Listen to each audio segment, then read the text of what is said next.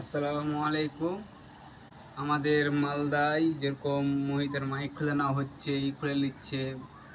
তো সবাপুর বা দামনাপুর বা পারদেউনাপুর এই জায়গাগুলোতে মাইক খুলে নেওয়া হচ্ছে।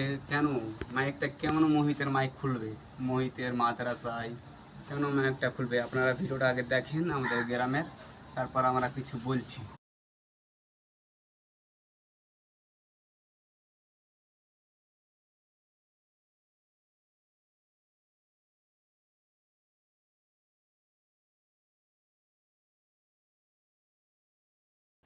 সুমন্ধ অধিকারীকে আমি বলতে চাই যে আমাদের মালদায় কেন মাইকটা কেন খোলানো হচ্ছে?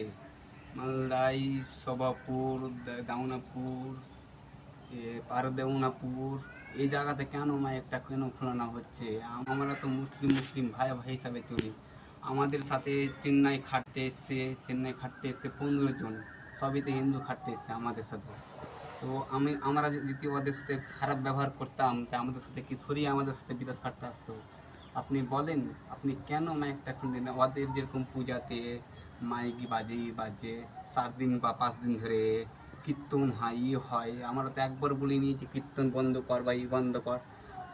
আপনি কোন ন্যাতি পেলেন, কোন অর্ডারে পেলেন যে আপনি মাইক খুলে নিলেন বা খুলে নিলেন? আমাদের একটাই আবেদন যে মাইকটা না খোলানো হয় মহিতের, মাইকটা না খোলানো হয়। প্রথম হচ্ছে সেটা কথা, মাইকটা কেন খুলবে? আমাদের কোনো প্রবলেম পেলে তো মাইকটা খুলবে। কোনো প্রবলেম পেয়েছেন যে কোনো হিন্দু মুসলিমে কোনো ঝামেলা লাগাইছি বা লাগাইছি? কোনো কিছু তো লাগাইনি আমরা।